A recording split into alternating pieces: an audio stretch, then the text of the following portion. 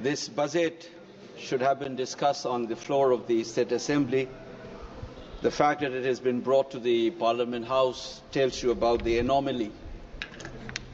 This is not a regular thing that the state budget is discussed on the floor of the House here.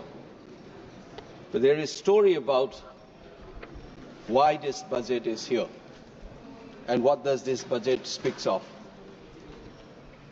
First of all, it speaks of the exclusions and the contemptuous nature in which the present government has dealt with the state of Manipur. The number will speak, the measures that is reflected on the budget speaks. We have talked a lot about Prime Ministers not visiting the state. Initially, at the beginning of the crisis in 2023, I was heard that the Prime Ministers did not visit. Today, I'm almost indifferent. Whether he visits the states or not does not matter anymore.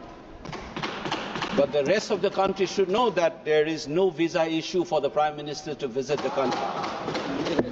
He may go to Ukraine and talk about peace, and his own citizens have been slaughtered and more than 60,000 people have been rendered homeless.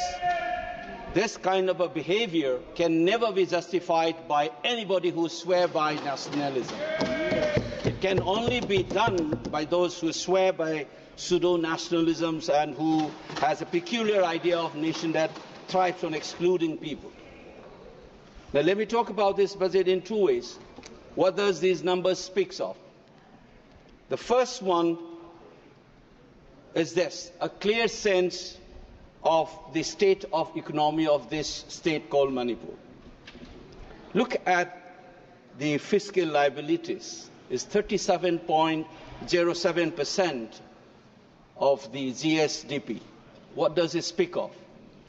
It speaks of a terrible state of an economy, the debt burden that the state witnesses. Look at the revenue expenditure, 61%, of which roughly around 45% goes to salaries and pension. Look at the capital expenditure, 39%. What kind of a development project or development of the state that you can sense from these numbers? Or for that matter, you look at this non-tax revenue component, 1%. I thought that this budget would have schemes to deal with this basic economic anomalies of the state. For instance, trying to look for additional or diversification of the additional sources for the non-tax revenue of the state. No, we don't have that image here. I thought that there would be measures to deal with this debt burden. There's nothing of that kind. This is a normal aspect of any budget that you expect this budget to reflect, but we don't have. But over and above this, you have this crisis for 21 months. Does that budget reflect anything on that? No, nothing of that kind. 60,000 people, how do you expect that kind of economy of a state to deal with this crisis without the help of the center? We are not asking for UN interventions. We are not asking for international financial institutions to help Manipur. We are asking for additional source of money from the federal government as a constituent state of India. You don't get anything. How do we deal with this 60,000 people who are rendered homeless, villages wiped out, women and children suffering, children not able to go to school? Had this crisis been there in Bihar or UP, you would have felt the nation in you for you to reflect on your budget. The kind of exclusions that I have been trying to brought up in this house. Remember that Gandhi was thrown out of the train. How does he felt? He thought that he was a barrister. He thought he is entitled to that compartment in the train. He was thrown out of that. Bankim Chandra Chattopadhyay, when he was told that India does not have history. That sense of invisibility is what this government has been doing. Nothing of this kind has been mentioned in your presidential speech. You've been trying to make us invisible, our tragedy as insignificant. And you expect the people of this state to feel like any other Indians and be proud of being an Indian. People have begun to start asking questions about the relationship between our state and the Union of India. People are remembering the instrument of accession. People are remembering that controversial Madras agreement. Why? Because you have allowed the feelings to be groomed like that. And this budget is an addition to that series of actions that you have conducted.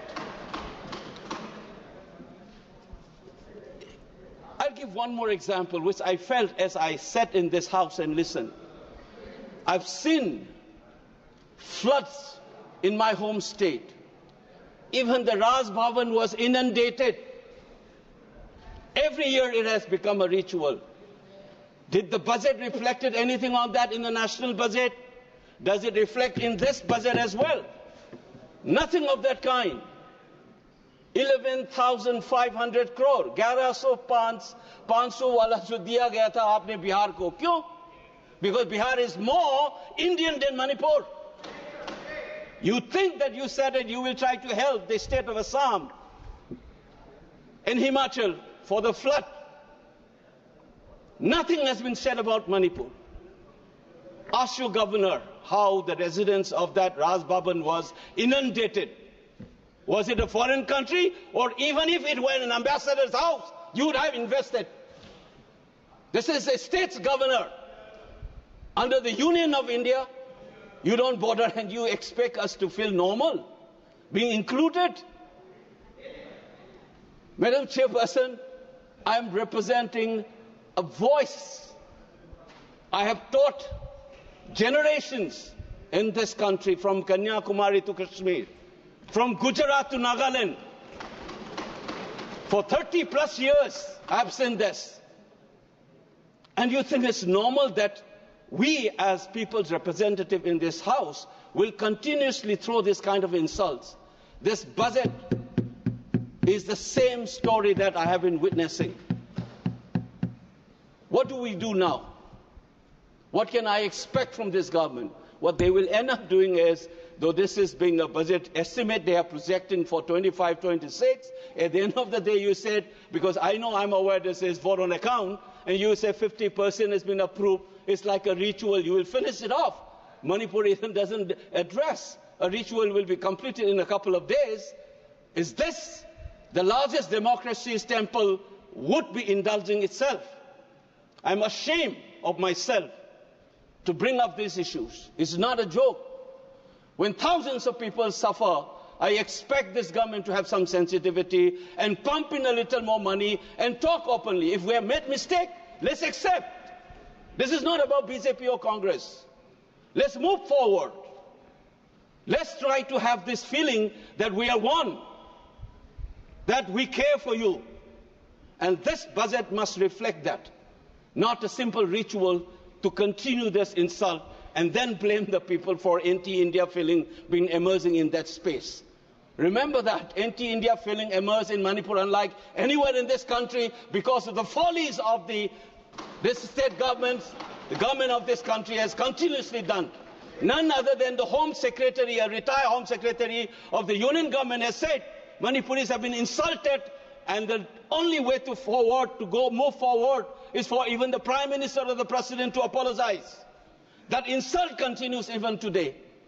And this budget not taking care of the IDPs, not taking care of the basic needs of that economy, not taking care of the flood that has become a ritual, and you think it's going to be another ritual to pass in this floor of the House. It's very saddening, Madam Chairperson. I hope sooner we learn this and make corrective measures. I'm only wishing that one day we will be able to say that we are all Indians. We feel the same feeling as everybody else. Thank you, Madam Chairperson.